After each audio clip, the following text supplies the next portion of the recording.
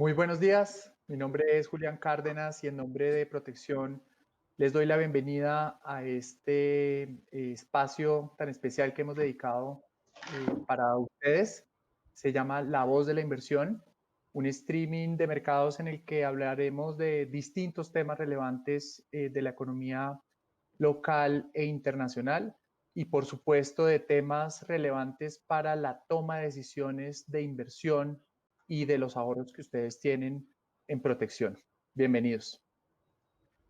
Han pasado varios meses desde que llegó el COVID-19 que ha generado tanta conmoción en el mundo, un impacto importantísimo en la economía global. Estamos a puertas de la decisión de quién va a ser el próximo presidente en los Estados Unidos.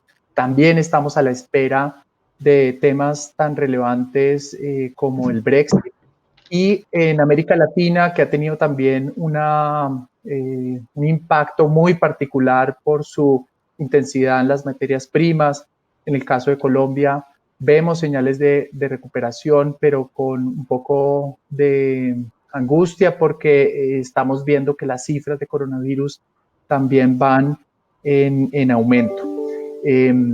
El día de hoy las protagonistas son tres mujeres quienes nos van a dar información muy interesante de distintos temas. Vamos a hablar, como les decía, del entorno internacional, vamos a hablar del mercado local y de algo que ha venido siendo muy importante a lo largo de este año y son inversiones alternativas, inversiones que buscan tener un sesgo hacia la sostenibilidad, un componente muy importante que le ha ayudado en la fase de recuperación a nuestros portafolios de inversión.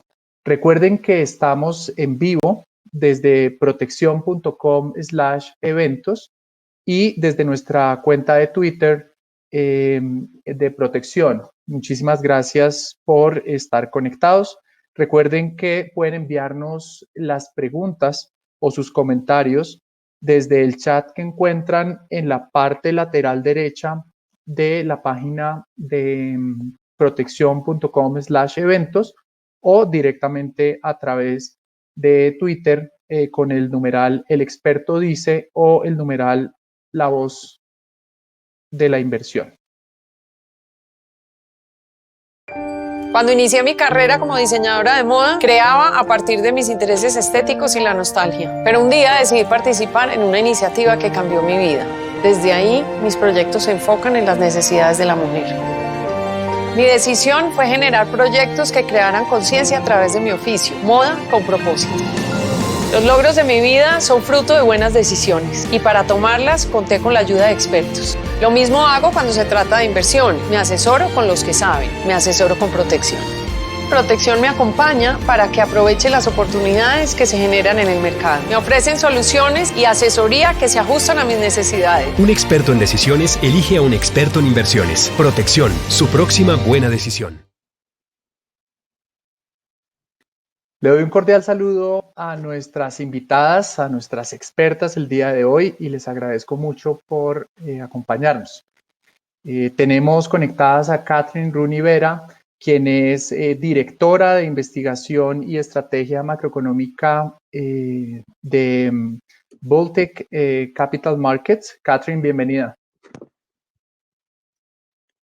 Y también tenemos el día de hoy a Susana Gutiérrez. Ella es especialista de riesgo de inversiones de protección. Bienvenida, Susana. Sé que estabas teniendo algunos inconvenientes y pronto la tendremos. Listo, perfecto, bienvenida.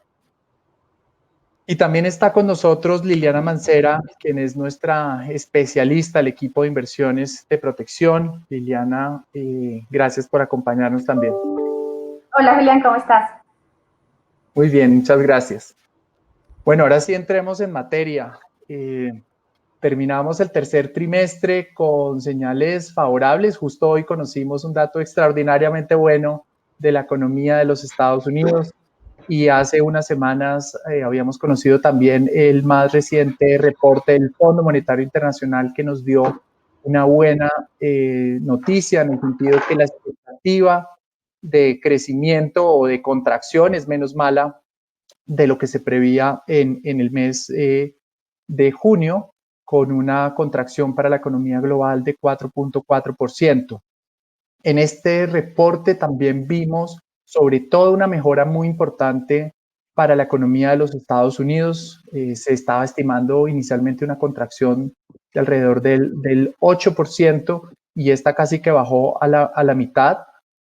También vimos una mejora muy importante en las expectativas de crecimiento de China, pero no tan bien en el caso de Europa, y esto pues genera algo de preocupación. Estamos obviamente en un escenario de mucha incertidumbre, como les decía al comienzo, estamos a la expectativa de las elecciones presidenciales en los Estados Unidos, muy importante para las decisiones de inversión y sobre todo para el rumbo del dólar, y algo de esto le voy a preguntar a Catherine. Y bueno, digamos que en el tema del Brexit también hay muchas cosas que están por definirse. En este contexto, Catherine, vimos que la Reserva Federal tuvo una respuesta similar en buena medida a lo que pasó la crisis anterior, bajando tasas de interés, comprando activos financieros, pero ha ido un poco más allá. Incluso hace unas semanas nos dio como un mensaje donde va a ser un poco más flexible en términos de inflación. ¿Cómo ves esa respuesta de la Reserva Federal y si esta vez sí vamos a tener crecimiento e inflación? Porque la vez pasada pues tuvimos un crecimiento muy mediocre con inflación históricamente baja. Bueno, excelente. Buenos días, Julián, y a toda la audiencia. Espero que todos estén bien de salud. Y eso es la pregunta perfecta para empezar la conferencia, Julián, porque la verdad es de que lo que ha hecho la Fed ha sido nada más que muy expansiva desde el punto de vista de la política monetaria, precisamente, Julián, porque quiere evitar la deflación, que es el fenómeno donde los precios están contrayendo.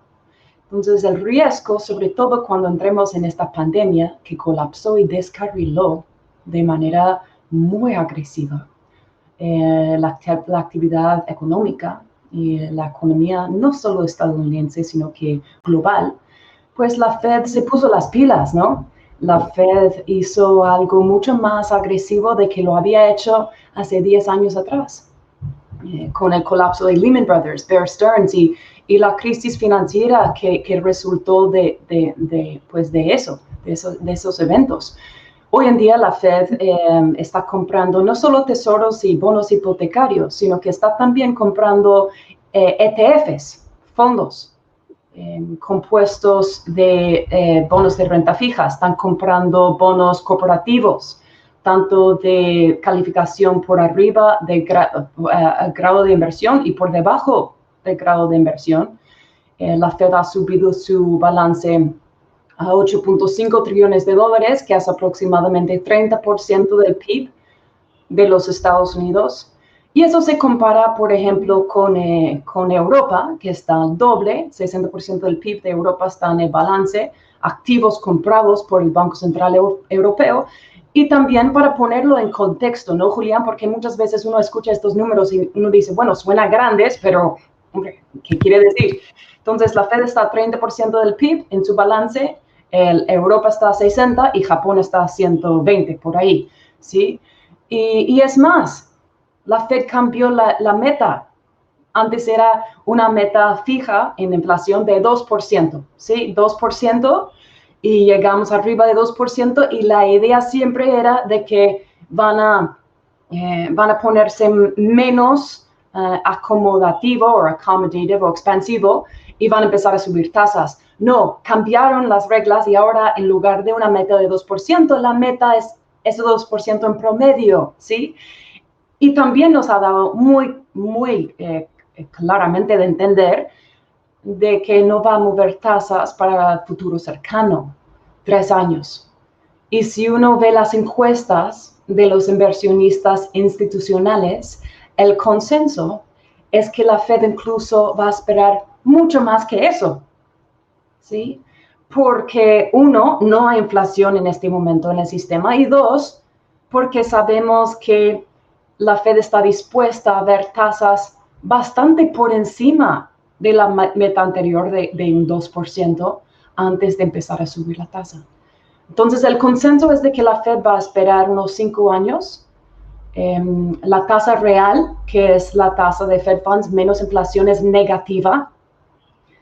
Y en la coyuntura donde estamos en este momento, que la recuperación económica sí está en un rumbo positivo y sin duda alguna de forma V, pues todavía no hemos visto datos inflacionarios. Pero eso, Julián, no quiere decir de que no vendrá inflación.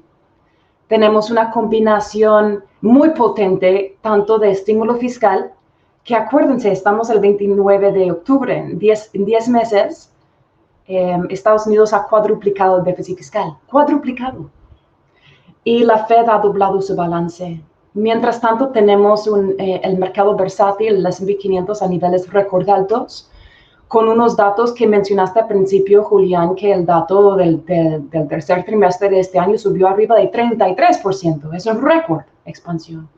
La idea aquí es de que tal vez sí la inflación no es un fenómeno de los próximos 12 meses, pero lo juicioso sería de estar posicionados frente a esa eventualidad, que tal vez sí es 18, 24, 36 meses, sí, pero no es un fenómeno muerto y enterrado como muchos lo piensan. Y precisamente con respecto a eso que mencionas, pues quería preguntarte, porque el libro de macroeconomía que tienes ahí en tu biblioteca, pues dice que después de semejante inyección de liquidez, pues lo lógico es que venga la inflación. Pero también ese libro dice que cuando las economías se endeudan mucho, tienen una deuda gigantesca, pues de alguna forma eso debería cobrarles en un interés más alto. Y hoy lo que vemos es que las economías más endeudadas del mundo tienen una tasa de interés históricamente baja, y economías que de pronto no están tan endeudadas tienen una tasa de interés un poco más alta. Es como de alguna forma el mundo al revés. Y esto pues ha hecho que de alguna forma las tasas de interés de los títulos más seguros estén en un nivel muy, muy bajo, lo cual pierde en el largo plazo un poco de atractivo para algunos inversionistas. Y por eso, y quería preguntarte si esa era una de las motivaciones de por qué los inversionistas siguen apostándole al mercado accionario. Es un excelente punto, y agrego a lo que comentas, Julián, que es totalmente correcto, que es que sí es por eso porque el mercado está apostando con el mercado accionario, pero es por eso porque nosotros en Baltic estamos recomendando posiciones y la acumulación de posiciones en emergentes, porque en activos de los mercados emergentes, porque lo que acabas de decir es una coyuntura económica muy favorable a la búsqueda de riesgo. Y cuando uno ve que uno tiene 0% de retorno o retorno negativo en un bono en renta fija en Estados Unidos, Europa y Japón, entonces un bono de Pemex de México, un bono de Bambra de Brasil que rinde 8, 9%, incluso Argentina. Tenemos clientes que están interesados hoy en día sobre Argentina. Imagínense, Argentina, un país que ha hecho un impago 100 veces, ¿no? Pero el punto aquí es de que ese fenómeno de tasas muy bajas a nivel global, con el motor siendo los bancos centrales, ¿sí? Reprimiendo las tasas por comprar dichos bonos, ¿sí? Entonces, la Fed está comprando bonos que hace que el precio sube y la tasa baja. Entonces, tenemos este fenómeno donde la Fed está a 0% de tasa en Fed Funds, y a la vez está comprando bonos, reprimiendo esa tasa. Entonces, una cosa que también tal vez agrego a tu pregunta y tus comentarios, Julián, es el hecho de que en el caso de que vemos un cambio de la administración el 3 de noviembre y vemos el bono de 10 años, tal vez empezar a descontar más gastos, ¿no? 4 trillones más de estímulo, 10 trillones más hacia el cambio climático. El 10-year Treasury, el bono de 10 años, va a subir. Y si sube de una manera descarrilada, ¿no? Si sube de una manera tenaz, Entonces la Fed va a empezar a hablar, sino ejecutar lo que habían hablado hace unos meses atrás, que es el control de la curva. Entonces, no debemos de anticipar de que la tasa suba y que sigue subiendo, porque eso va totalmente en contra de lo que ha hecho la Fed y los esfuerzos que la Fed ha echado, ¿no?, en este fenómeno, en este intento de reprimir tasas para que la gente pueda sacar hipotecas a 2% a 30 años fijo, ¿no? De que pueda sacar un préstamo a comprar su coche o refinanciar su casa. El punto aquí es que la Fed no lo va a dejar pasar, que las tasas suban de manera importante. Entonces debemos de esperar tasas muy bajas mucho tiempo más, incluso cuando aparezca la inflación. Estoy hablando de 3%, 3.5% versus el 1.5% que tenemos hoy en día, que no debemos de esperar incluso en ese momento que la Fed suba tasas. Catherine, haciendo un poco el recuento de este año, que ha sido tremendo, lo podríamos ver como en 3 momentos. Un primer momento de susto, de preocupación, de todo este tema del COVID, de encierro, que hizo que las acciones cayeran muy fuerte y que los títulos seguros también perdieran en algunos sitios del mundo. Luego la fase de la reapertura y como del optimismo y la recuperación, que muestra eso, lo que estamos viendo hoy en las cifras de los Estados Unidos. En ese momento, digamos que tanto las acciones como los títulos seguros les fueron muy bien durante 5 meses, les fue muy bien, pero estamos entrando como una tercera fase donde estamos tratando de volver a esa nueva normal. Y tú mencionabas la idea, un poco ahí empezaste a introducir el tema de la política, que es el tema más importante o uno de los más importantes, diría yo, después del COVID en este momento.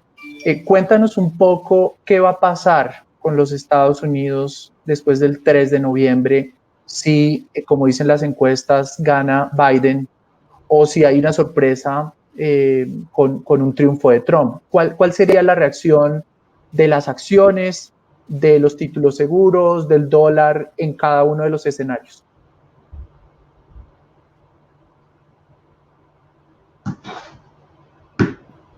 Julián, un segundo, estamos resolviendo una situacioncita técnica aquí y Perfecto. Ya Catherine vuelve con nosotros. ¿Listo? Perfecto.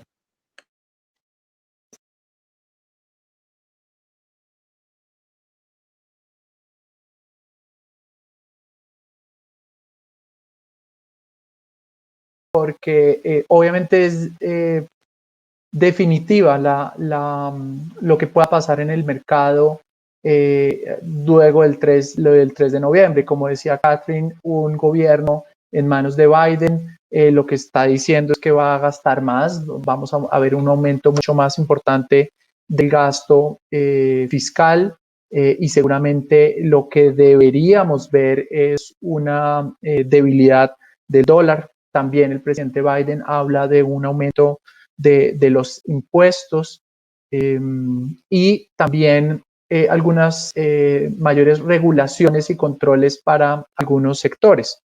En ese escenario en el que en este momento están descontando las encuestas, pues veremos como de pronto un poco más favorecidas el sector de energías renovables o el sector de infraestructura, donde el candidato Biden es donde de alguna forma ha dicho que va a establecer buena parte de su plan de gobierno.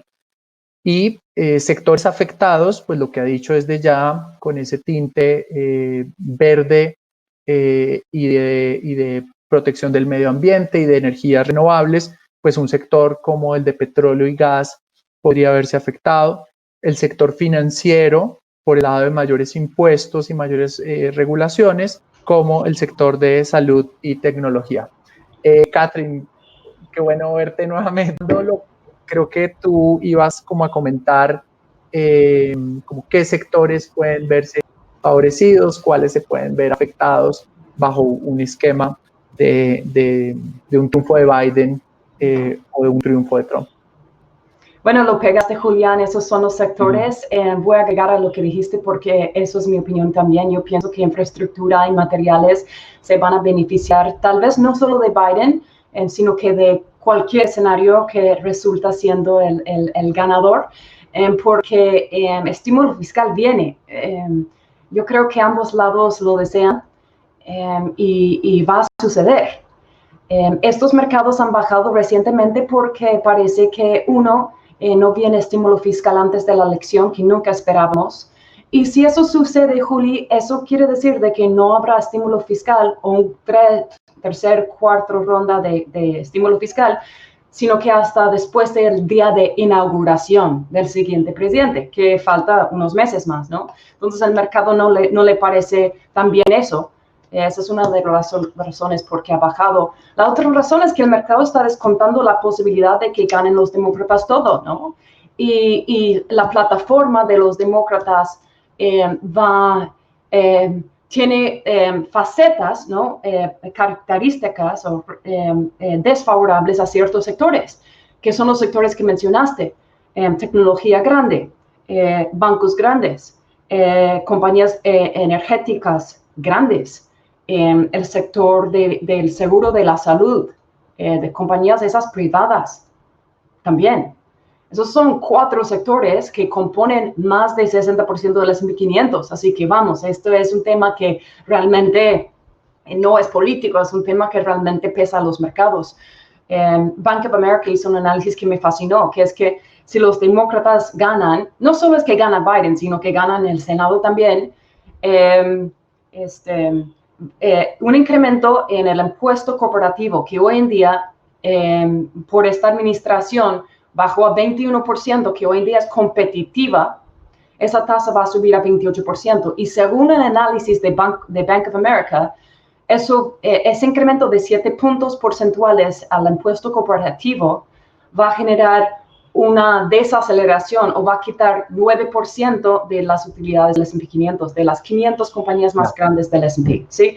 Entonces, lo que sí hemos visto es un brinco en la evaluación, la ratio precios sobre utilidades del S&P 500 a niveles récord, ¿no? Dentro de una recesión debido a estímulo fiscal y monetario.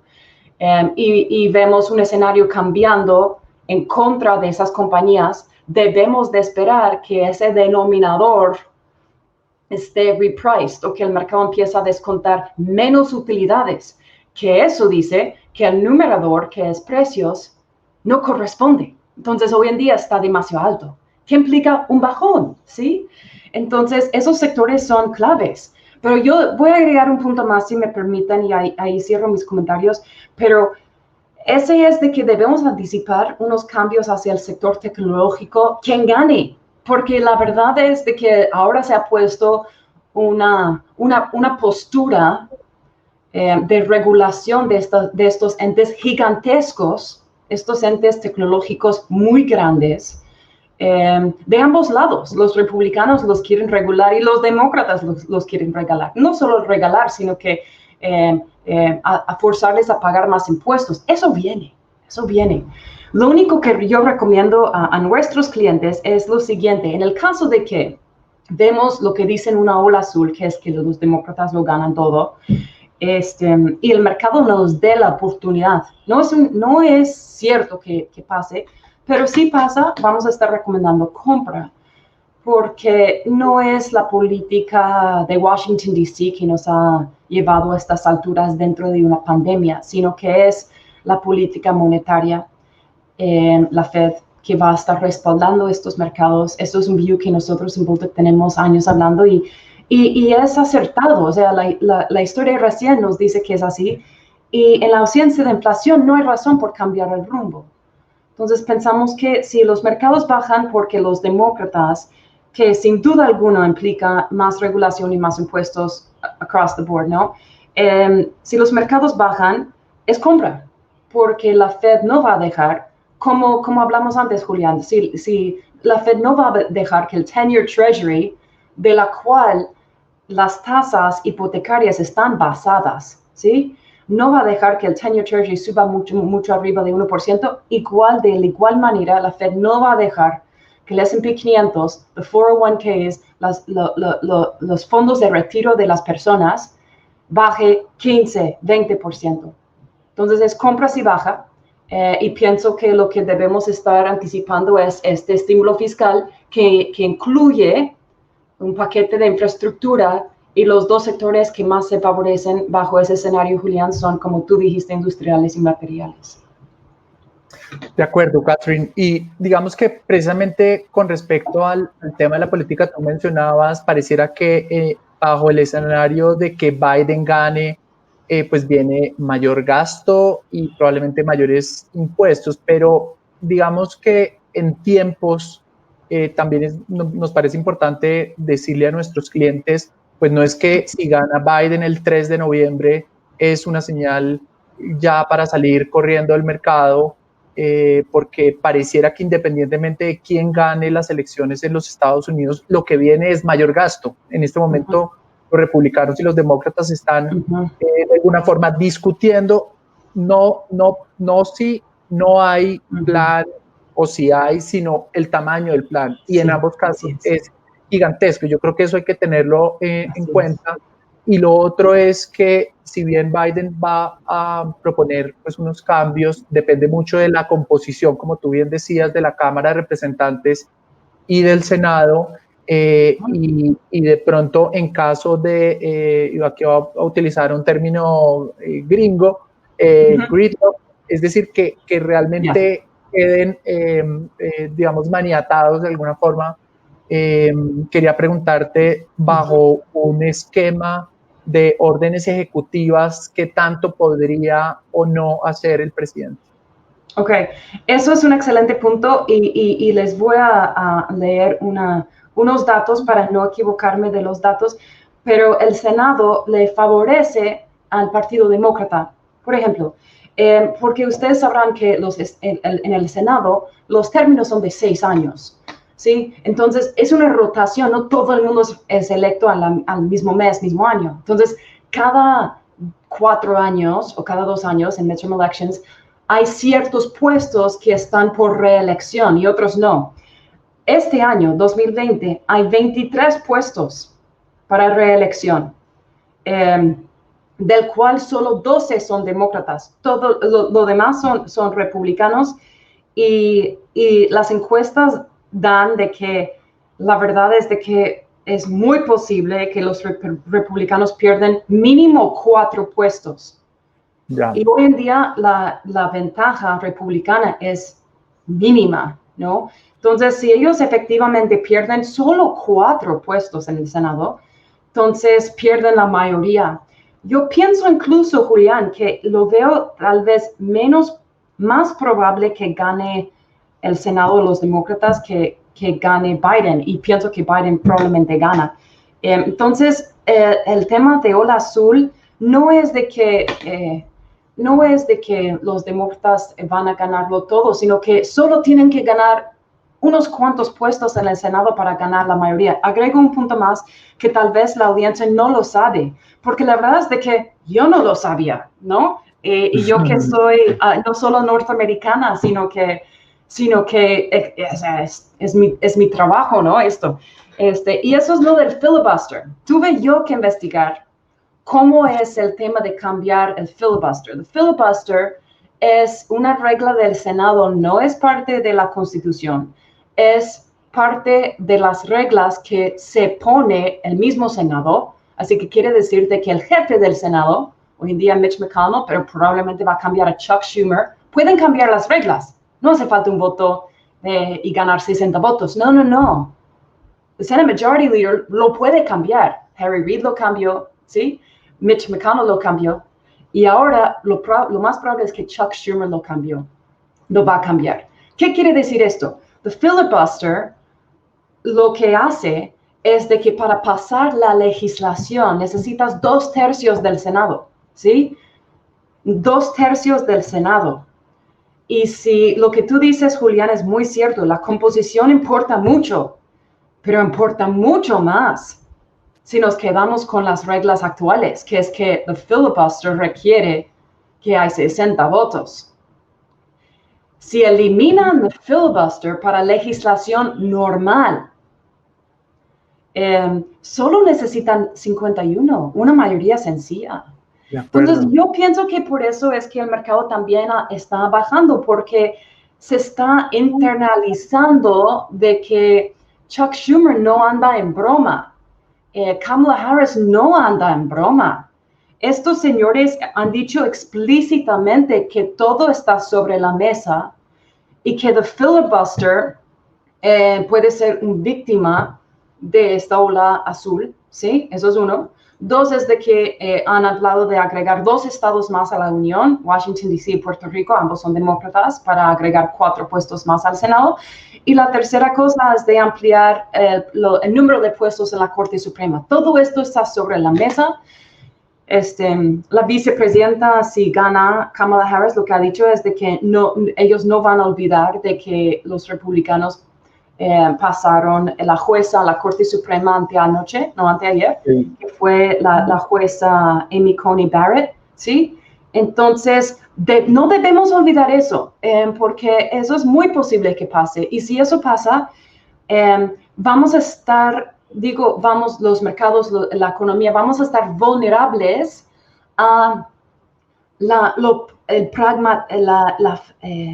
la parte pragmática del Partido Demócrata, porque tal vez si la parte tal vez más moderada, más pragmática va a decir, hombre, tal vez no debemos subir impuestos de manera tan agresiva cuando estamos apenas saliendo de una recesión. Eso tiene lógica, tal vez si gana eso. Yo pienso que esa idea probablemente gane, pero no es lo que nos están diciendo. El debate de Kamala Harris y Mike Pence, el vicepresidente, ella dijo, día 1, vamos a acabar con todos los impuestos, todos los recortes impositivos de Donald Trump. Todos, día 1. All of it, gone. Que es la preocupación de exacto, en el mercado, y es precisamente esa línea mucho más de izquierda extrema, que en caso podría generar algunos cambios. Catherine, quería hacerte algunas preguntas. Tenemos muchísimas preguntas en el chat. Margarita María nos pregunta qué efecto tiene para los mercados la situación que se está viviendo también en América Latina, en México, Argentina, Chile. Nos están preguntando si el rebrote del COVID va a generar un impacto, que las condiciones como que se empeoren, pero quisiera darle también el paso. Aquí están algunas de las preguntas, el efecto del dólar, cómo afecta esto a Colombia, pero quería darle la palabra a Liliana Mancera, que tiene una pregunta para ti. Catherine, hola. Quería preguntarte en esos escenarios posibles que nos estabas comentando en torno a los resultados de las elecciones, si gana Biden, si gana Trump o si tenemos la azul, ¿cuál de esos escenarios crees que es más favorable para nosotros, digamos, para América Latina como bloque? O si crees que más allá de los resultados va a primar realmente eso que hablabas al inicio, muchísima liquidez global en el mundo. Excelente pregunta, Liliana. Y si les parece, porque mi respuesta va en línea con otra pregunta que hizo alguien de la audiencia, que es que me parece súper importante, que es que ¿cuál es el riesgo para 2021? En el caso de que gane Biden, entendiendo la postura de Biden versus Donald Trump con respecto a un segundo brote, corremos un riesgo muy, muy, muy real de que pase en los Estados Unidos lo que acaba de pasar en Francia, ¿sí? Anoche el Macron, ¿sí? Él anunció un segundo lockdown nacional. Trump ha dicho clarísimo, no vamos a cerrar de nuevo. Viene una vacuna, hay que vivir con esto, no podemos quedarnos destrozados porque, hombre, uno, no parece que realmente acaba con el virus, el cerrar toda la economía, y segundo, si cerramos de nuevo, queda fatal. En este país, en mi país, uno ve las puertas cerradas a donde vayas. Las empresas han muerto. Y las empresas no se abren todavía porque no conviene, ¿sí? No conviene. Hay tantas restricciones que abren y pierden dinero. Adelante. Eso precisamente que mencionas, Catherine, el tema de cómo Europa está afrontando esta situación, las políticas de Macron, de Angela Merkel versus Trump o el presidente en general que quede, pareciera que la idea de un cierre de la economía no es como la opción y sí o sí pareciera que viene un mayor gasto. Entonces, en ese escenario, y estoy tratando como de adelantarme un poco, pareciera que esta posible caída que estamos viviendo en este momento, ¿tú lo ves como una oportunidad? Yo lo veo como una oportunidad de ir acumulando posiciones en equities, Julián, porque esa diferencial entre lo que rinde el dividendo de acciones versus lo que rinde renta fija, esa diferencial es gigante, ¿sí? Y va a quedar así, porque la Fed va a seguir comprando bonos, y en el caso de que el mercado baje, va a aumentar la compra de bonos, haciendo que esa diferencial siga ampliando. Entonces, equities van a ser los outperformers para el futuro cercano. Hay que estar en el juego. Si salimos de los equity markets, el costo de oportunidad es muy alto. Entonces, y para entrar un poquito a lo que dice Lily, yo pienso al final de cuentas, tenemos que preguntarnos, y yo trato de ser una persona no sesgada, lógica. Tenemos que preguntarnos, ¿qué nos ha llevado a estas alturas? ¿Por qué estamos a niveles récord altos en el S&P 500 dentro de una pandemia donde el colapso en el segundo trimestre fue de 30%? Sí recuperamos en el tercer, pero seguimos en la pandemia, seguimos todos en casa. La razón es porque la Fed ha inyectado cantidad de liquidez en el sistema y porque el gobierno está mandando cheques a las casas y porque hay gastos masivos. O sea, para ponerlo en contexto, hoy en día en Estados Unidos estamos aproximadamente a 5 trillones de dólares inyectados en el sistema desde el punto de vista fiscal, ¿sí? Y eso se compara con 1.8 trillones en Lehman Brothers. Entonces, ya vamos con muchísima liquidez. Entonces, yo pienso Catherine, Ajá, perdón. Sí, no, quería como que nos dijeras un poquito, o sea, finalmente esta información, cómo se aterriza a América Latina. Y Ajá. algo que le angustia mucho o que, digamos, aquí nuestros clientes están muy pendientes es el rumbo del dólar. Yeah. O sea, finalmente vimos este año que haber estado en dólares en nuestros portafolios fue una buena estrategia, pero hacia adelante, ¿cómo es el dólar? Y un poco aquí nos hacen varias preguntas con respecto a Latinoamérica. Estamos viendo también unas diferencias sociales muy fuertes.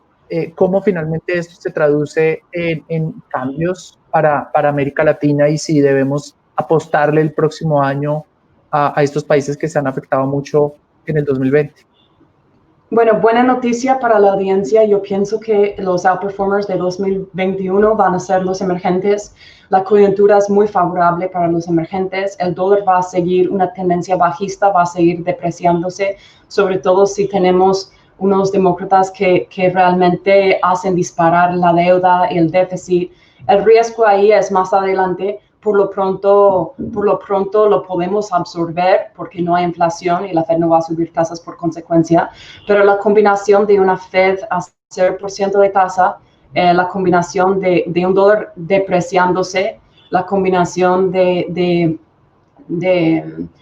crecimiento global y recuperación global y la búsqueda, para mí lo más importante de todo, esos son temas fundamentales, pero lo más importante son flujos de capital. Los flujos de capital, las aseguradoras, las cuentas grandes necesitan retorno. O sea, tienen que hacer un asset liability match en sus portafolios. Necesitan retorno. Y lo que no ha visto ese flujo masivo, ya el S&P 500 ya lo vio. Ya estamos muy cerca máximos. Si gana Trump, el S&P sube a 4,000. Si no gana Trump, ya estamos muy cerca a máximos. Pero Europa sigue problemático, pero yo pienso que también hay valor ahí. Pero los emergentes no han visto flujos hacia adentro, más bien todo ha sido hacia afuera. Y yo pienso que la debilidad del dólar, tasas muy bajas en el mundo desarrollado, favorece de manera muy grande en los emergentes. Creo que el petróleo va a subir a 45 en los próximos 12 meses. De hecho, te referiste al Fondo Monetario Internacional y sacó su reporte excelente la última semana y lo leí. Ellos están también viendo lo mismo, 45, 46 precio del petróleo. Pero no es solo eso, es como les digo, la combinación es positiva.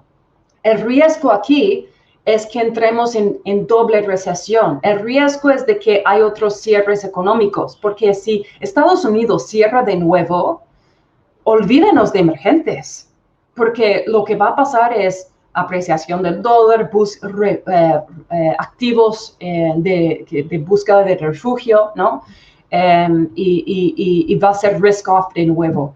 Entonces, yo creo que el próximo año va a ser muy positivo. Ya estamos viendo una recuperación económica en Latinoamérica. Está retrasado, sin duda alguna, está un poquito detrás de la curva de COVID, como China, como Estados Unidos, como Europa. Entonces, habrá volatilidad, pero yo sí pienso que los retornos son súper atractivos en un mundo de bajos retornos.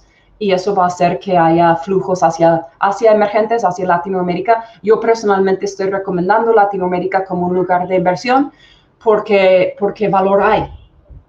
De acuerdo. Catherine, antes de terminar este bloque, quisiera darle la palabra a Liliana Mancera para que nos dé algunos comentarios de Colombia y si nos puedes contar un poco si es momento de bajar riesgo en los portafolios, cómo estamos viendo la situación en medio de esta coyuntura tan importante para el caso de Colombia.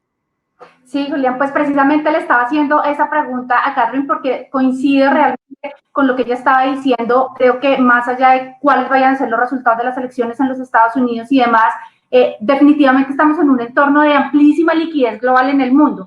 Y al final eso el próximo año podría haberse traducido en flujos de inversionistas a mercados emergentes, a los mercados que están más rezagados, tanto, digamos, en mercados de acciones como en mercados de deuda pública, por ejemplo. Y ahí hablamos que uno de los riesgos, por supuesto, de Colombia es el tema de la posible pérdida del grado de inversión. Naturalmente hemos tenido con ocasión de esta pandemia un deterioro muy importante de los números fiscales en el país. Pues pensemos nomás, cuando estábamos iniciando este año, el déficit fiscal esperado de Colombia era cercano al 2.3, 2.4% del PIB. Y ahora, en este entorno, digamos, en el peor escenario posible para el gobierno de menos ingresos y más gastos, menos ingresos, pues porque la misma contracción de la economía pues está generando un menor recaudo tributario para el gobierno y más gastos en el sentido pues de todos los planes y de todos los paquetes de estímulo fiscal que ha implementado el gobierno para hacer frente a la pandemia. Entonces, en ese escenario pasamos a tener un déficit fiscal esperado de acuerdo a los números pues, que presentó el gobierno en el marco fiscal de mediano plazo del 8.2% para el cierre de este año. Entonces, el deterioro fiscal es muy amplio, esto por supuesto acompañado de mayores niveles de endeudamiento. Seguramente vamos a cerrar con niveles de deuda cercanos al 65-66% del PIB este año, cuando el año pasado teníamos niveles cercanos del 50%. Entonces, claro, por supuesto, hay un riesgo latente y real, una alta probabilidad de que las calificadoras nos modifiquen la calificación y que perdamos el grado de inversión. Y eso creo que sí puede generar algo de ruido en el mercado, digamos, con ocasión de la noticia, veremos algún movimiento en los activos locales, incluso en el dólar, pero creo que más allá de eso va a primar realmente ese entorno de amplísima liquidez global que hablaba Catherine. Ella lo comentó muy bien al inicio de la presentación, estamos en un mundo de rendimientos reales negativos. Tú vas y miras el stock de los títulos de deuda pública, los títulos emitidos por los gobiernos en mercados desarrollados, y hay un porcentaje muy importante al cero. Y si a eso le descuentas el efecto de inflación, pues son rendimientos negativos. Entonces, en esa búsqueda de retorno de los inversionistas y seguramente en un escenario más favorable el próximo año de recuperación económica, digamos que se vaya consolidando ya con la llegada de la vacuna y demás, pues sí deberíamos ver flujos importantes de inversiones a mercados emergentes y creo que ahí podría, digamos que en ese sentido podríamos ver también entradas a nuestros activos locales y en el caso, por ejemplo, de la deuda pública, eso podría mantener bastante sostenida nuestra curva de rendimientos y pues también de los demás activos locales. Muchas gracias, Liliana. Gracias, Catherine, por todos tus comentarios. Las invito a las dos a que nos sigan acompañando para que hablemos de inversiones sostenibles. Hay algunas preguntas que me están llegando por el chat que nos quedaron pendientes. Espero poder darles como espacio más adelante para que puedan contestarlas. Permanezcan conectados y ya regresamos. En Protección tenemos un firme propósito: ayudarte a cuidar tu salud financiera en esta cuarentena y acompañarte a que incorpores pequeños hábitos que te llevarán a descubrir que la magia no está en cuánto te ganas, sino en cómo administras tus gastos. Así, tomar el control de tus finanzas se vuelve algo posible y cotidiano.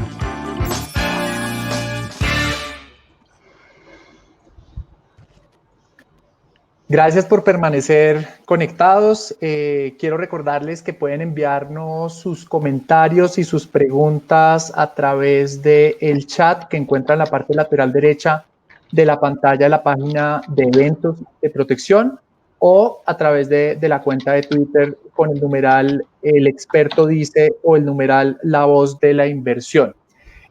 Hasta acá pues nos ha quedado claro el contexto internacional, el tema al que nos estamos refiriendo de las elecciones presidenciales en los Estados Unidos. Como les decía, hay algunas preguntas que nos quedaron pendientes, espero poder hacérselas a nuestras invitadas más adelante. Pero quiero darle paso a Susana para que hablemos de un tema que ha sido muy relevante en este año tan difícil, que son las inversiones sostenibles. Susana, bienvenida, qué bueno que estás acompañándonos hoy. Cuéntanos un poco de estas inversiones sostenibles, del término ESG. Esto es nuevo. Cuéntanos un poco de la historia de este tipo de inversiones tan importantes que hemos acogido e incorporado en nuestros portafolios en Protección. Claro que sí. Espero que todos estén muy bien, Julia. Espero que me estés escuchando bien, porque como dijiste al principio, he tenido pues unos pequeños problemas pues en la conexión, pero muy contenta de poder estar acá con todos ustedes.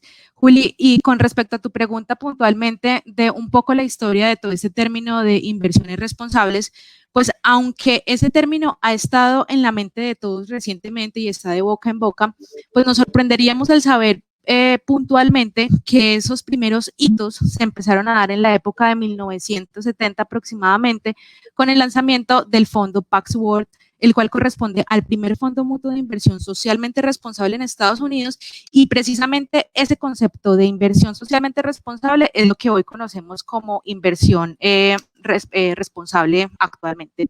Posteriormente, si nos vamos, por ejemplo, a la época de 1999, se da el lanzamiento de los índices de sostenibilidad del Dow Jones, e incluso esos índices de sostenibilidad siguen siendo pues como la referencia que tenemos hoy en día en esta materia.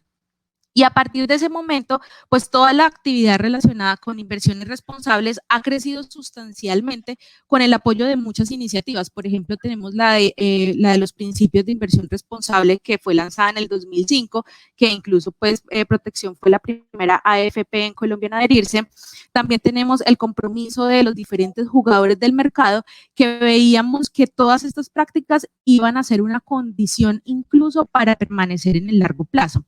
Entonces, ese tema de inversiones responsables, la definición pues puntualmente es que nosotros todos esos aspectos que son ambientales, sociales y de gobierno corporativo, que es lo que conocemos como ASG o ESG, pues por sus siglas en inglés, que también lo van a escuchar mencionar mucho, todo eso se involucra en el análisis de las inversiones y por ende en el proceso de toma de decisiones. Y esto va a ser en complemento del análisis financiero. Acá en ningún momento vamos a hacer un overlap entre el análisis financiero o el análisis de esos criterios ESG, o los vamos a sacar pues de lado. Esto es en complemento con ese análisis financiero, y lo que buscamos con todo esto es precisamente proteger el valor de nuestras inversiones en el largo plazo y también obtener beneficios de forma sostenible. Ese es el término de inversiones responsables sobre el cual nosotros estamos incorporando modificando pues nuestro ADN o nuestra cultura alrededor de este tema.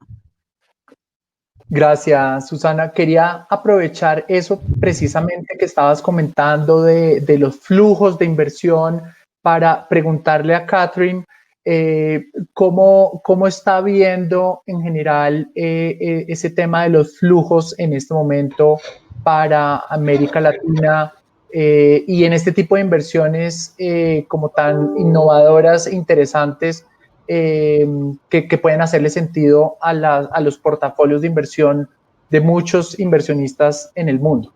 Uh-huh. Bueno, en términos de flujos, antes de este segundo brote que vimos salir en Europa, que causó el cierre, casi el cierre de Londres, España, Italia, ahora Francia, pues lo que habíamos visto en la mesa es flujos hacia Europa.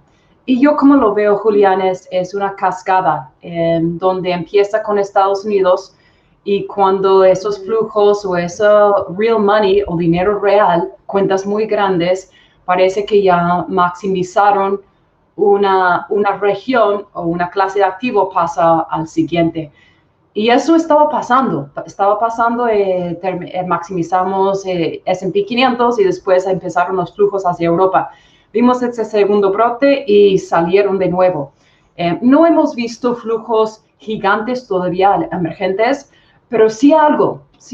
Y los flujos de capital que se reportan están empezando a acelerar de nuevo. Y eso normalmente empieza con renta fija. Y yo creo que en cuanto pasemos las elecciones, tenemos certeza sobre quién va a ser el próximo presidente, quien sea, ¿no? O sea, pero pasamos esa incertidumbre.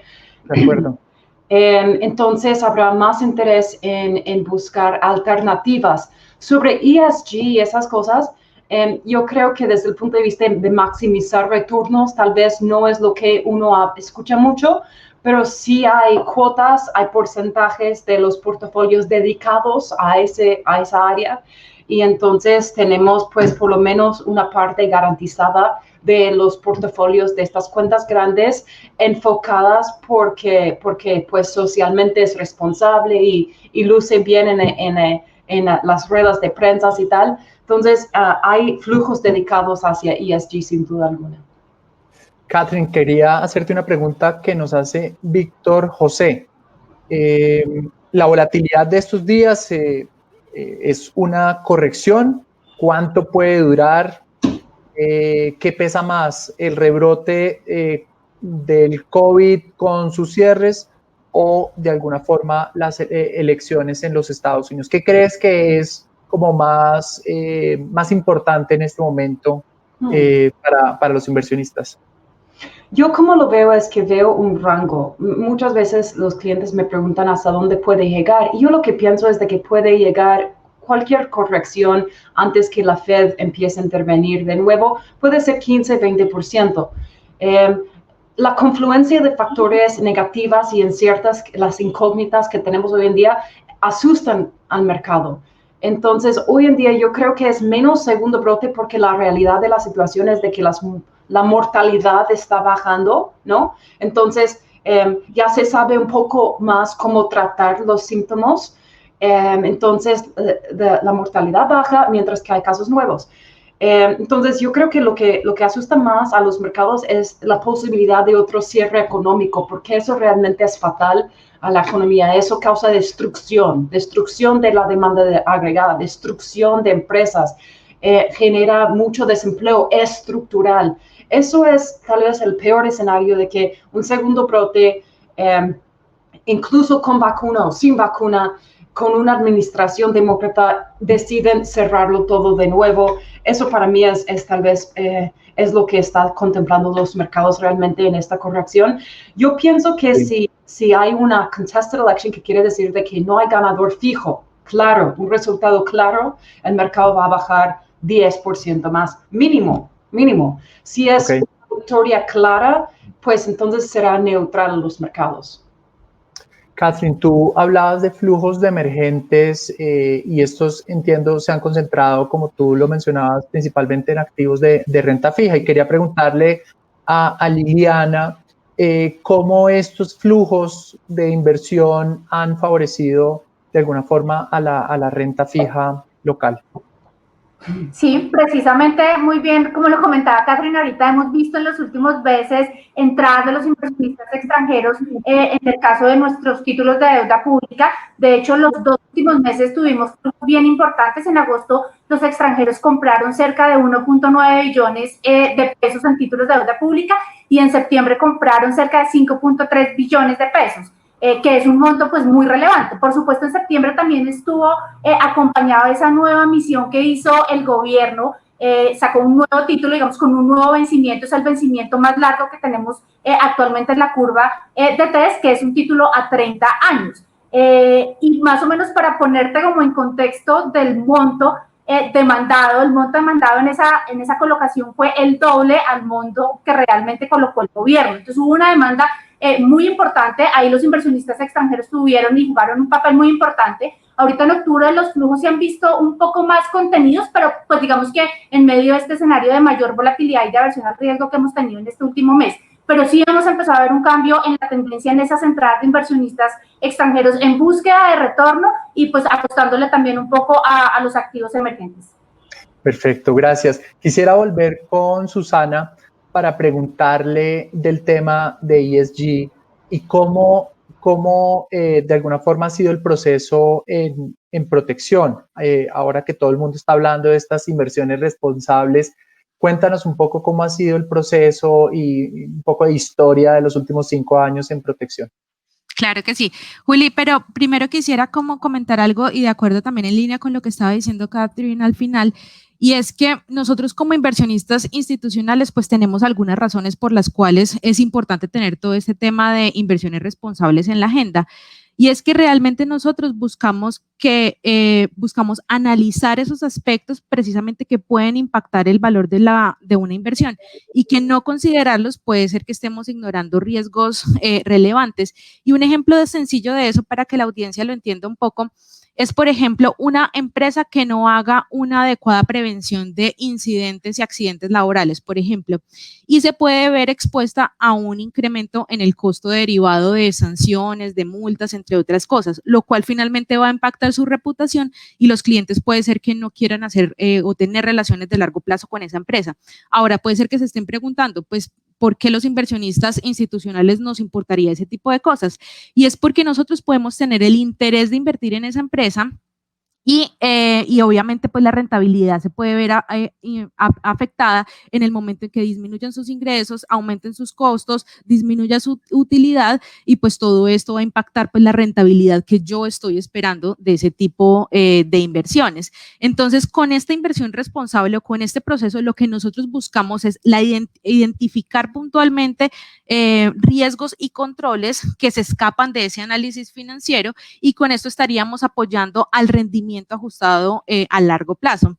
También un proceso de inversiones responsables nos ayuda a mejorar la transparencia de las transacciones, agregar valor para nuestros clientes, eso es muy importante para nosotros, generar nuevas oportunidades de negocio y pues también crear relaciones a largo plazo con nuestros clientes. Ahora, si nos vamos un poco a ese proceso evolutivo en protección, como tú dices, pues realmente cuando nosotros nos vemos pues la referencia internacional, pues realmente hemos visto pues que todo eso es un proceso evolutivo y protección no ha sido pues como la excepción y en los últimos 5 años pues las cosas han cambiado de una forma relevante.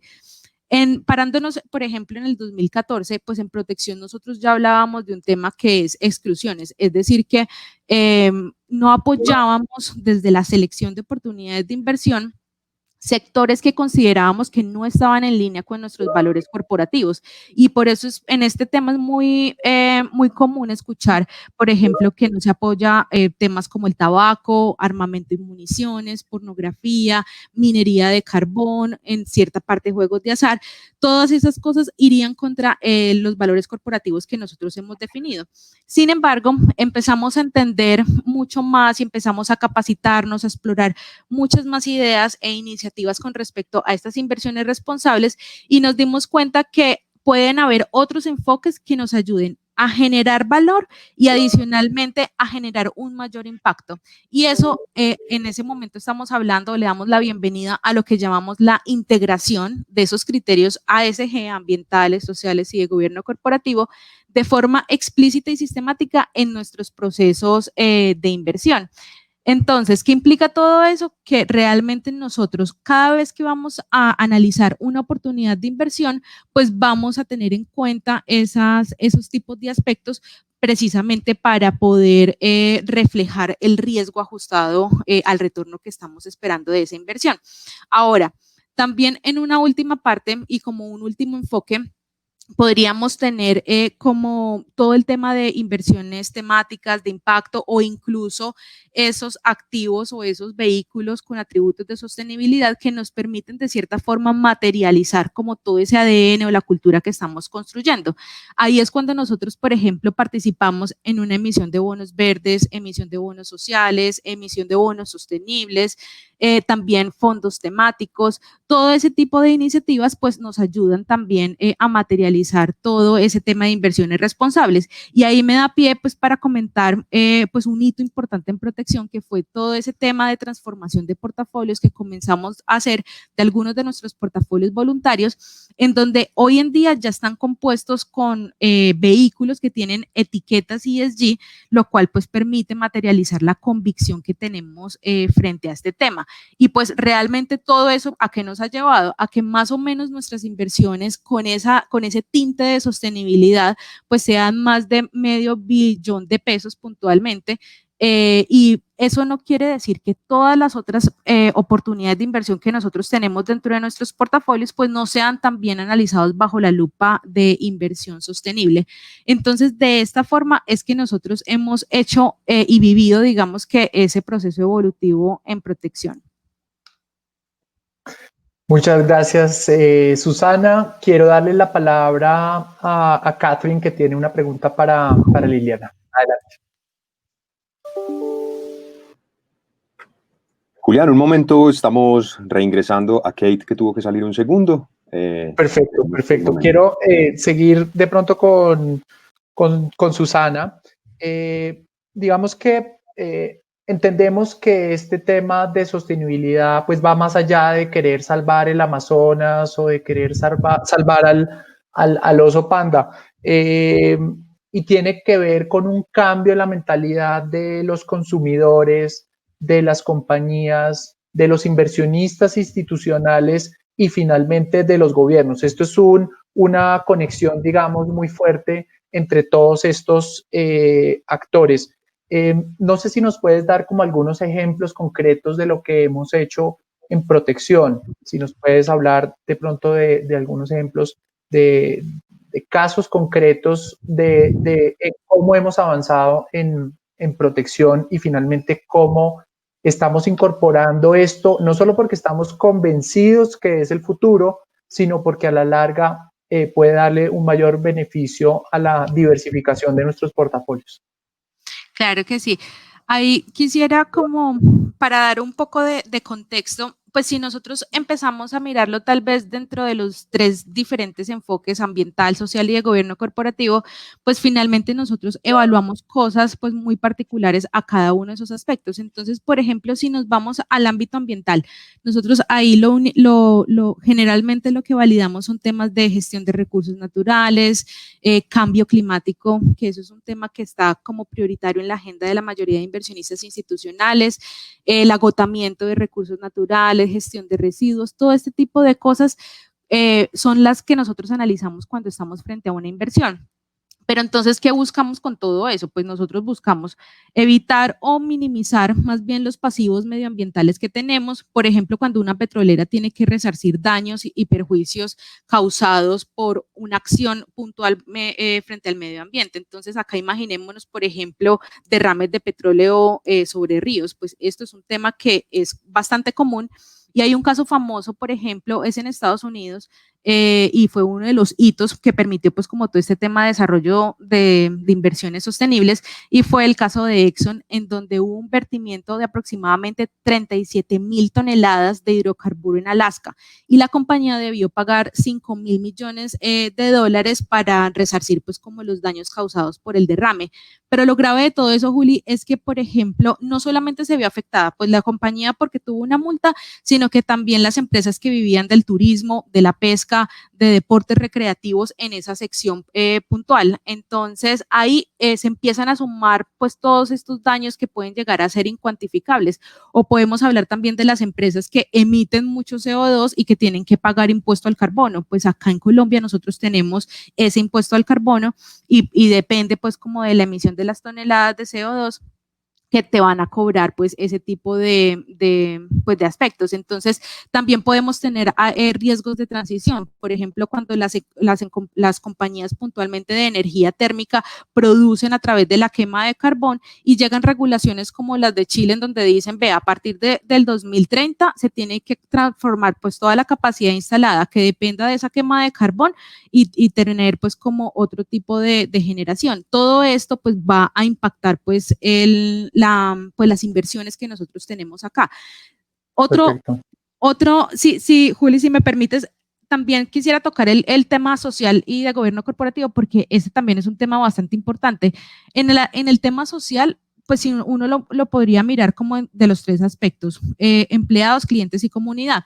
Y acá un ejemplo de eso, por ejemplo, el trato con comunidades. Acá recordemos, por ejemplo, que todos los proyectos de infraestructura de 4G de nuestro país puntualmente, para nosotros poder invertir en ese tipo de iniciativas, tenemos que garantizar que haya habido comunicación con las comunidades indígenas, que se hayan obtenido los permisos por la ANLA y todo ese tipo de cosas que nos permitan garantizar que la carretera va a seguir ese curso y que en ningún momento va a tener una desviación o que van a haber, por ejemplo, momentos en los que se puedan llegar a ver retrasos importantes, que eso también va a impactar el valor de nuestras inversiones, pues por este tipo de situaciones que se pudieron prever al inicio. Y en el tema de gobierno corporativo, pues lo que nosotros estamos evitando finalmente son las sorpresas financieras negativas, y todos los hemos visto cuando salen, por ejemplo, noticias de escándalos reputacionales porque hubo un pago de sobornos o todo ese tipo de cosas que pueden llegar a impactar el valor de una acción.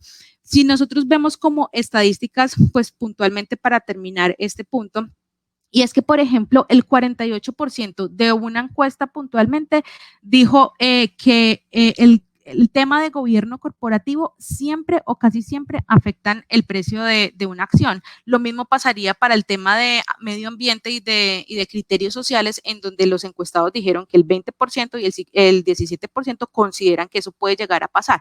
Entonces, por eso es que es muy importante todo este tema para nosotros, porque finalmente nos llevaría pues como a identificar esas alertas tempranas que nos permitan gestionar de una manera adecuada todos los riesgos y oportunidades que se tienen frente a este tema. Gracias, Susana. Muy, muy claro todas las observaciones que haces. Quisiera darle la palabra a Liliana, que tiene una pregunta para ti. Claro. Hola, sí, no, es una pregunta muy sencilla. Realmente uno sí escucha cada vez más en el día a día todo este tema de los criterios ESG o ASG. ¿Cómo se ha visto la evolución en los años más a este tipo de inversiones? Lili, te perdí la última parte, qué pena, ¿me puedes repetir? No, te comentaba que uno realmente sí está escuchando día a día cada vez más el tema de los criterios ESG. ¿Cómo se ha visto ese flujo, ese crecimiento de los flujos en los últimos años a este tipo de inversiones? Claro que sí. Sí, Lili, realmente si uno viera este año puntualmente, pues todo este tema del COVID pues realmente tuvo un impacto positivo y fue casi que un impulsador frente a este tema. Si hablamos de datos puntuales, uno vería que a pesar que de los fondos tradicionales hubo una salida este año de aproximadamente 167 billones de dólares, los fondos con esa etiqueta de ESG que permiten de cierta forma pues tener objetivos claros sobre el impacto a la sociedad y al medio ambiente, tuvieron entradas récord de aproximadamente $21 billion y esos son pues de la fecha de junio de este año puntualmente, casi igualando los flujos para mitad de año de lo que habíamos alcanzado en el 2019, y en el 2019 ya se había alcanzado un récord de 4 veces superior al del año anterior. Entonces, realmente acá estamos rompiendo récords. Esto es un tema que sí está impulsándose pues en estos últimos años, e incluso si uno lo ve por número de ETF con estos atributos de sostenibilidad, pues veríamos una pendiente bastante positiva a partir del 2016, pero en el 2019 pues sigue habiendo pues como ese apetito y se sigue impulsando pues teniendo en cuenta como todas las bondades que permiten instrumentos como los ETF para reflejar pues dentro de un portafolio de inversión este tipo de iniciativas, porque nos dan flexibilidad, también nos dan, por ejemplo, liquidez que depende pues de la liquidez de sus subyacentes, también hay una eficiencia en costos. Entonces, todo esto pues permite seguir pues como materializando el tema de inversiones responsables dentro de un portafolio de inversiones. Susana, quisiera darle la palabra a Catherine, que nos tiene una pregunta para Liliana. Adelante. Gracias. Liliana, el Fondo Monetario Internacional la última semana sacó sus pronósticos y puso Colombia con el PIB real este año contrayendo menos 8.2% y ve una recuperación pues no completa, pero a una recuperación en 2021 de unos más 4%. Quería ver contigo cuáles son sus pronósticos y cuáles son los motores de ese crecimiento, y si puedes comentar para mi beneficio, tal vez de la audiencia también, sobre la tributaria para financiar el COVID, como el gobierno ha sido bastante proactivo con respecto a estímulo fiscal, ¿cómo ven esos dos temas? Vale, perfecto. Pues de cara, bueno, en términos de los números esperados de crecimiento para este año, más bien de contracción para la economía colombiana, nosotros estamos estimando un rango de contracción entre el 7 y el 10%. Pero efectivamente, como tú lo mencionaste, el próximo año tendríamos un escenario más favorable donde la recuperación podría estarnos llevando a un crecimiento más o menos del 4.5%. Luego de todos estos meses de cierre estamos teniendo afortunadamente luces verdes en materia de recuperación. Estamos viendo ya varias señales. Realmente acá pues vale la pena destacar que en Colombia empezamos un proceso de reapertura más fuerte en el mes de septiembre. Y algunos datos, como por ejemplo los datos de confianza, tanto de los consumidores como de las empresas, han mostrado una mejora importante. Y pues como bien sabes, esos datos de confianza son como indicadores adelantados de actividad macro. Pues en la medida que los agentes tienen más confianza, pues adelantan también sus decisiones de consumo, de inversión, y permiten como favorecer esa dinámica de recuperación de la economía. Entonces estamos teniendo mejores indicadores de confianza, datos de consumo también están mejorando en el último mes con la última data disponible. Por ejemplo, acá los datos de ventas de vehículos en el mes de septiembre repuntaron, se habían mantenido por supuesto muy rezagadas en los meses anteriores. De hecho, cuando miran las unidades de vehículos vendidos en septiembre, empiezan a acercarse más o menos al promedio de las unidades vendidas en el año 2019. Entonces es un repunte importante.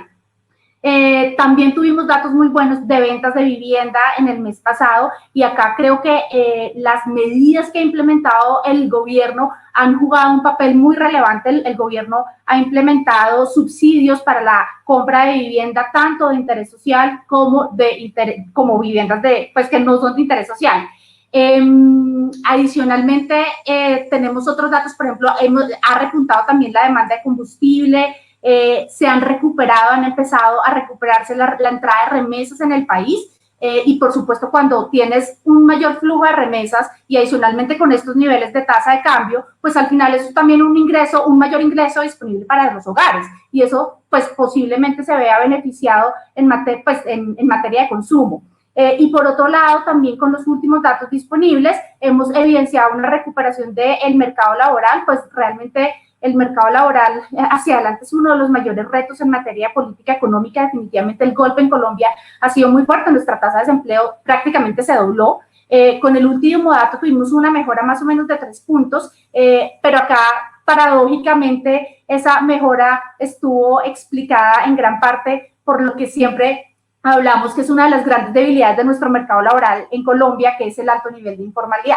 Entonces, en la medida que los trabajadores informales, una vez se reabre la economía, vuelven a sus puestos de trabajo, pues automáticamente están otra vez ocupados. Y eso permitió esa mejora del dato de empleo. Entonces, tenemos algunas luces verdes, sí, por supuesto los retos son muy grandes, pero empezamos a ver cómo esa dinámica o esa senda de recuperación de la economía.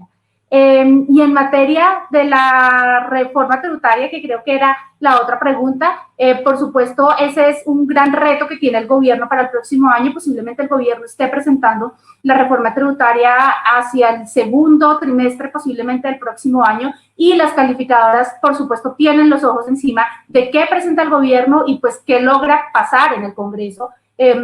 Y creo que en gran parte la decisión de las calificadoras va a depender de, digamos, del resultado de eso. En esa reforma tributaria, pues, digamos que todavía no está muy claro, pero posiblemente veremos algo de renta personal, pues, un incremento posiblemente de la base, algo también posiblemente de incremento de la base del IVA, algo de impuestos verdes y, por supuesto, el tema que siempre hablamos en Colombia y es tocar el tema, pues, de las exenciones que tenemos en el país. Muchas gracias, Liliana. Quisiera volver a Susana ya para darnos comentarios finales. ¿Cómo es el futuro de este tema de inversiones sostenibles? Nos contaste un poco de la historia, de qué está haciendo Protección hoy, algunos ejemplos concretos. ¿Cómo ves la historia de la sostenibilidad a futuro? ¿Para qué debemos prepararnos? Claro que sí. Por el lado de las inversiones, pues realmente la inversión en ESG o ASG pues se va a generalizar en los próximos años, eso se va a democratizar, eso no va a ser ya una estrategia como de inversión tan de nicho y no se puede ignorar el mercado, pues lo vimos con lo de los flujos puntualmente de 21 billones de dólares pues este año y también pues eso va a motivar a las empresas a seguir asignando recursos a este tipo de iniciativas porque precisamente van a volverse un poco más atractivas para esos gestores pues, de activos que puedan invertir en ellas.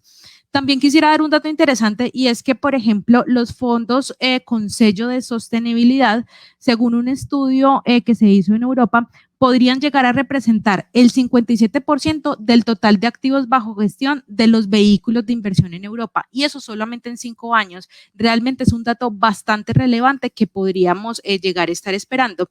Por el lado de la información, pues finalmente el eco que estamos haciendo nosotros como inversionistas institucionales, pues va a permitir que los informes de ESG se vuelvan un poquito más estandarizados, más transparentes, más generalizados, lo cual también nos va a facilitar a nosotros tomar decisiones un poco más educadas. Por el lado de los clientes, también uno vería un tema pues bastante interesante y pues lo vi precisamente esta semana en una encuesta también de España del Observatorio de Pensiones CACER, en donde el 80% de los españoles tendría en cuenta el cumplimiento de los criterios de inversión responsable para elegir un fondo de pensiones puntualmente y eso nos va a llevar a nosotros pues también a motivarnos mucho más para tener esa interacción con nuestros clientes y poder llegar seguir imprimiendo esas necesidades que tienen nuestros clientes en nuestros portafolios. Si hablamos un poquito de tendencias, Juli, que también es un tema bastante interesante que está en caliente, por así decirlo, en estos días, y es que no nos podemos sorprender si en algunos años ya no empezamos a hablar de ASG, sino empezamos a hablar de ASGT y le ponemos esa letra T en el acrónimo puntualmente, ya que existe una tendencia creciente de toda la variedad de riesgos y oportunidades relacionados con tecnología. Entonces, acá tenemos temas como la ciberseguridad, las noticias falsas.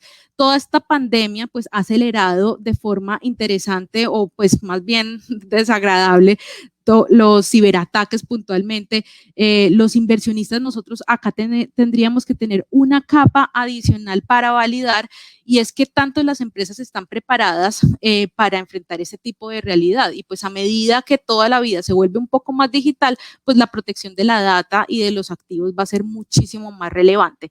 Entonces esto es como a grandes rasgos lo que podríamos esperar a futuro.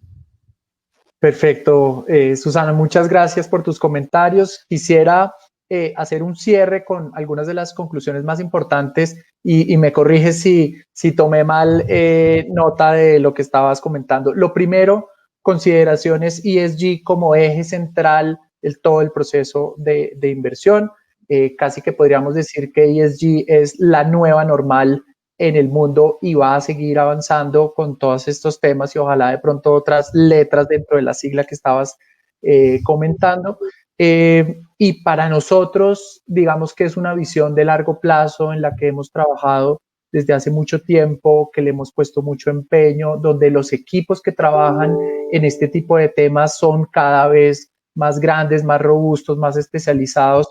Y muestra eso es todo el trabajo que nos has comentado y el detalle tan especial que nos pudiste compartir el día de hoy. ¿Estamos bien con esas conclusiones o quieres agregar algo más? No, Juli, no, está súper bien, y simplemente es como para ponerlo un poquito más sobre como un ejemplo. Para nosotros es tan importante esto porque imagínense si en 30 o en 20 años, cuando tengamos que ofrecerle los beneficios de jubilación y de salud a nuestros afiliados, pues no estemos ahí para hacerlo, o que no podamos cumplir con un rendimiento pues ajustado al riesgo que estén esperando nuestros clientes en sus planes de ahorro puntualmente, pues no tendría sentido. Entonces es un tema, nosotros somos un negocio de largo plazo, y como un negocio de largo plazo tenemos que pensar en este tipo de inversiones y tratar de precisamente proteger todo el valor de las inversiones que nosotros tenemos dentro de nuestros portafolios para dar esa oferta de valor que tenemos a nuestros clientes. Susana, muchas gracias por acompañarnos. Espero que sigas conectada en este momento para que podamos hablar del desempeño de los portafolios de protección, que sé que hay muchos clientes que están atentos a que demos comentarios al respecto. Entonces vamos a un corte y por favor permanezcan conectados que ya regresamos.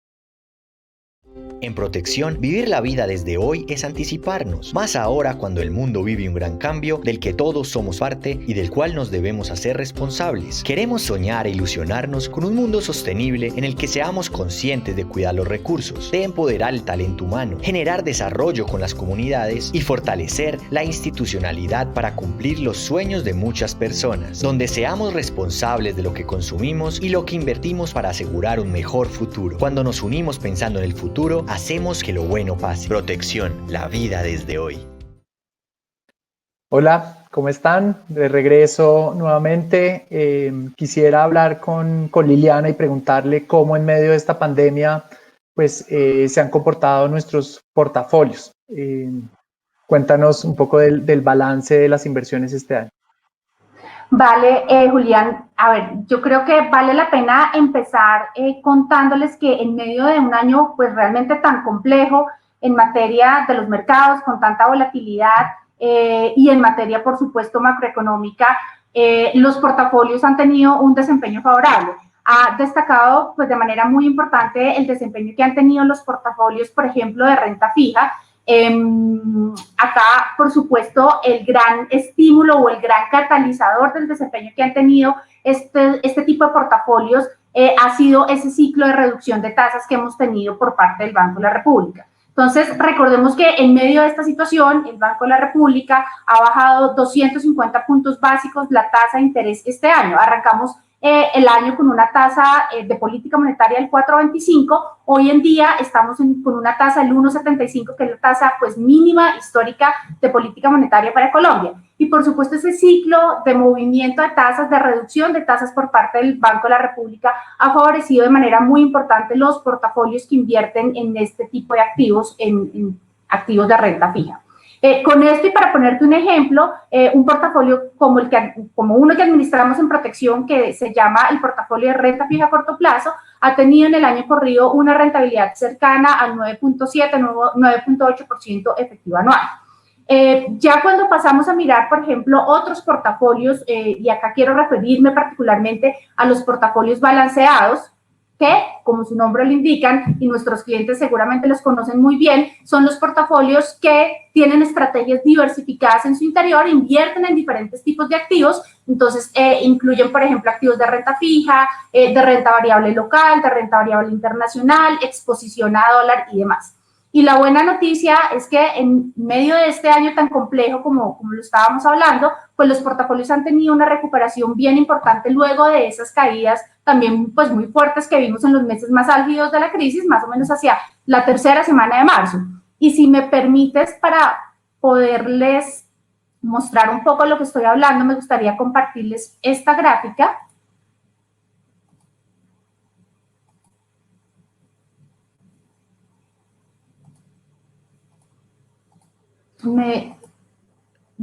Si ahí estás viendo. Perfecto, Lili, ahí ya Listo. la vemos. Creo que acá esta gráfica pues lo ilustra bastante bien. Nuestros portafolios balanceados, esos que precisamente les estaba mencionando ahorita, son los que tienen las líneas continuas más oscuras. En este caso, la línea azul clarita es el portafolio balanceado conservador, la línea verde es nuestro portafolio balanceado moderado y la línea azul oscura es nuestro portafolio de mayor riesgo, el balanceado crecimiento. Como les estaba mencionando, pues en el momento más complejo de la crisis, donde tuvimos una desvalorización muy importante de los diferentes activos, y acá estamos hablando que no solo tuvimos desvalorizaciones de las acciones en el mundo, también tuvimos desvalorizaciones fuertes en nuestros títulos de deuda pública, que de hecho en ese momento alcanzaron casi a desvalorizarse unos 300 puntos básicos. Luego han empezado esa senda de recuperación, como lo están viendo, de la mano también de la recuperación de los diferentes activos. Pero mira, Julián, que acá yo quisiera destacar la importancia del efecto de la diversificación, porque cuando vemos esta línea punteada verde, muy clarita, nos referimos a las acciones en Colombia. Esta línea punteada azul son, por ejemplo, las acciones en los Estados Unidos, y esta línea punteada amarilla son los títulos de deuda pública. Mira cómo en ese momento, pues los diferentes tipos de activos se desvalorizaron, pero el hecho de tener, por ejemplo, exposición cambiaria en los portafolios nos permitió compensar en parte las pérdidas que estaban generando este otro tipo de activos y, por supuesto, no llegar a tener desempeños como los que tuvo la renta variable en ese momento. Y ahora, digamos, de abril hacia ya, digamos, en los últimos meses, por supuesto, han recogido también la recuperación que han tenido los diferentes tipos de activos.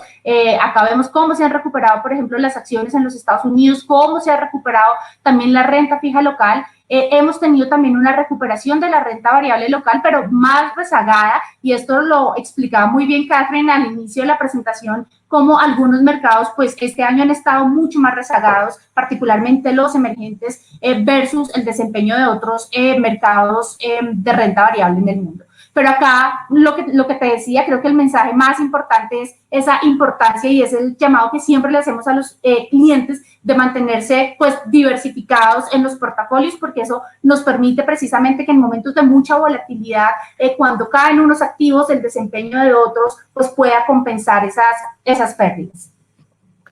Perfecto, no, quedó muy clara un poco de dónde venimos, pero quería preguntarte hacia adelante, con todos estos comentarios que recibimos de Susana, de Catherine, ¿es momento de seguir invertidos en estos portafolios balanceados, o ante el susto, la preocupación, es mejor refugiarse en activos mucho más seguros? ¿Cómo es el 2021? Y si nos puedes dar como algunas señales, porque digamos que algunos de nuestros clientes, al ver que de pronto el Banco de la República ya puede que no baje más las tasas de interés, están diciendo, oiga, mejor ya salgámonos de la renta fija y hagamos apuestas en otro tipo de activos. Cuéntanos un poco qué es lo que deberíamos hacer en este contexto. No, yo creo que definitivamente la recomendación para quienes hoy están invertidos y entendiendo un poco la pregunta por esta mayor volatilidad que hemos visto en el último mes es definitivamente mantenernos invertidos y, como les estaba diciendo, diversificados.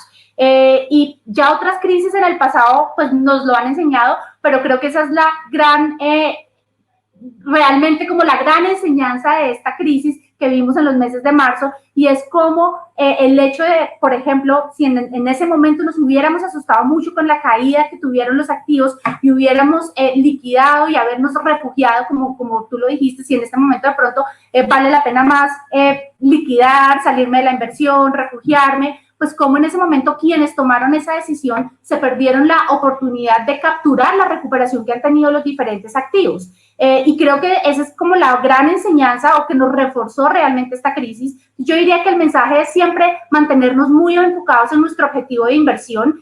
Si yo, por ejemplo, tengo un perfil de riesgo moderado, un perfil de riesgo, pues valga la redundancia, arriesgado, yo debo ser consciente pues que tengo la capacidad de tolerar ciertos movimientos y ciertas volatilidades en el mercado.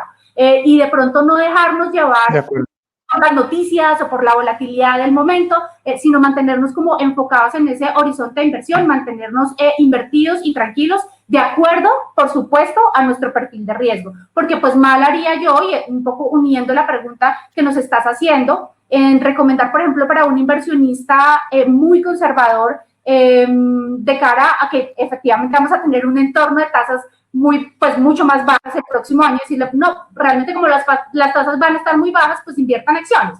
No corresponde a su perfil de riesgo. Entonces, esa sería como una recomendación que uno pues no debería dar, ¿cierto? Porque realmente la recomendación va de acuerdo al perfil de riesgo de cada persona y por supuesto también de acuerdo al horizonte de inversión que yo tenga en mi objetivo de inversión. Y lo otro que me estabas preguntando... Sí. No, Sí, no, qué pena, continúa. No, un poco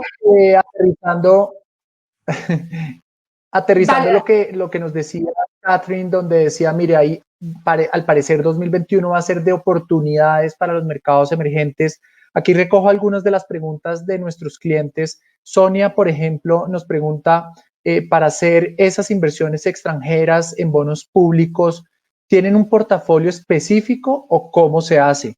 Y Ana Teresa nos pregunta un poco en la misma línea, ustedes han hablado de inversiones extranjeras, de bonos públicos, pero no he entendido una persona cómo o en qué tipo de títulos puede invertir y a partir de qué montos. No sé si nos puedes, como en una única respuesta, digamos, responderle a Sonia y a Ana Teresa.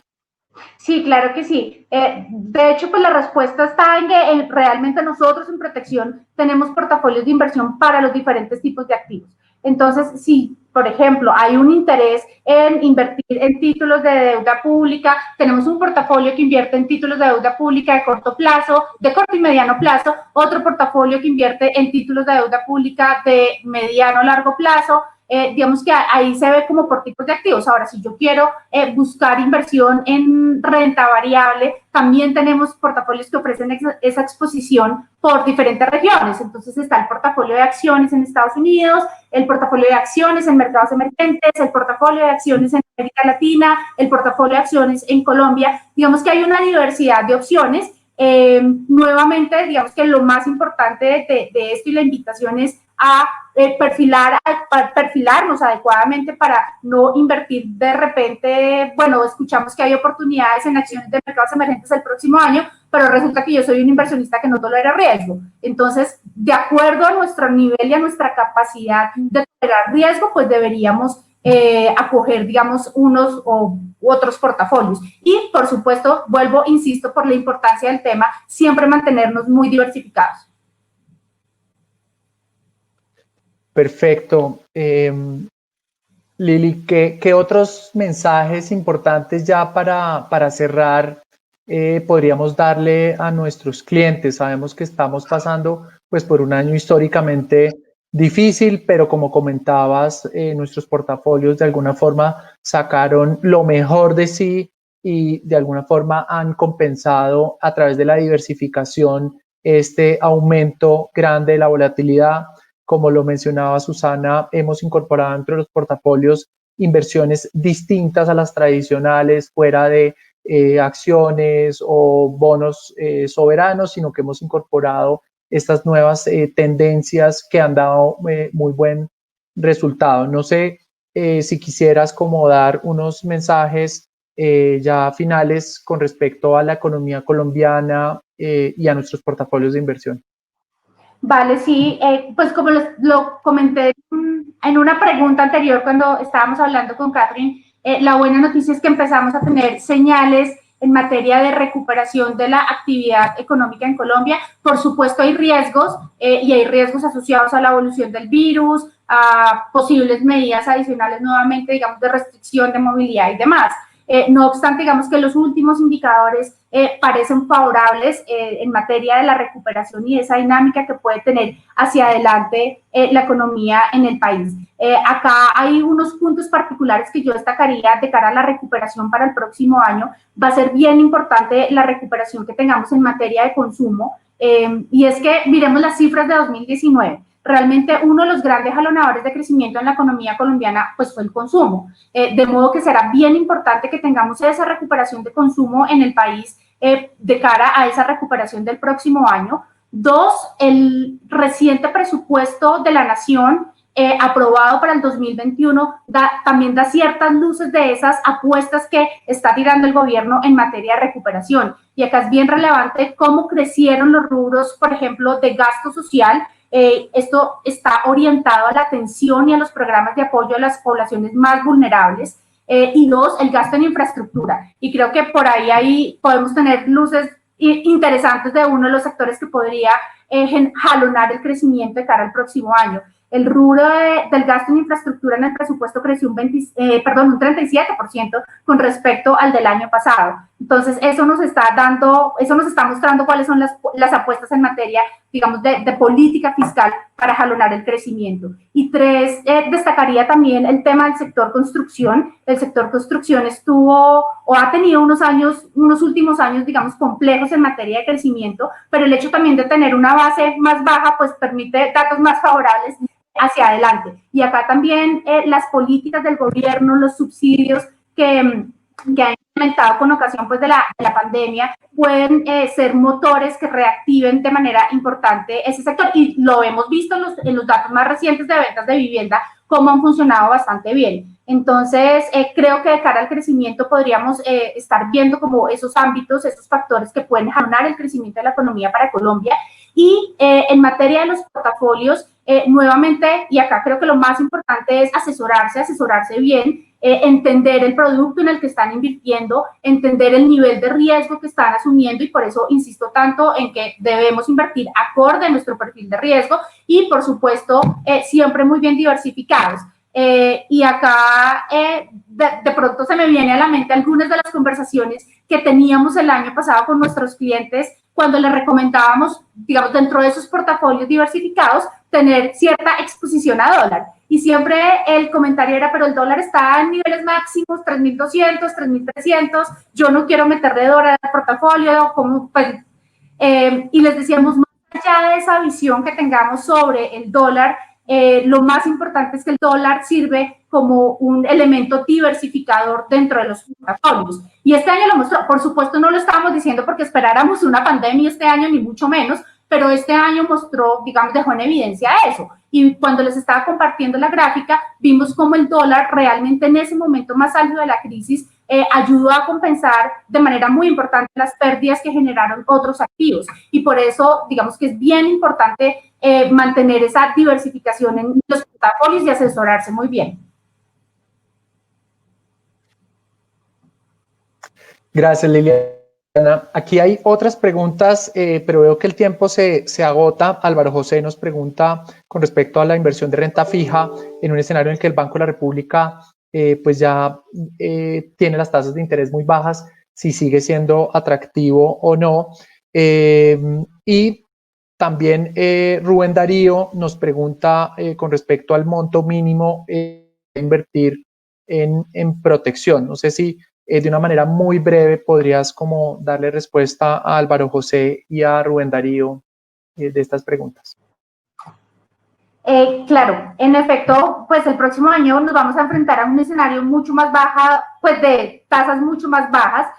Como les decía, este año el gran estímulo de la rentabilidad de los portafolios de renta fija y de estos instrumentos fue ese ciclo de reducción de tasas por parte del Banco de la República.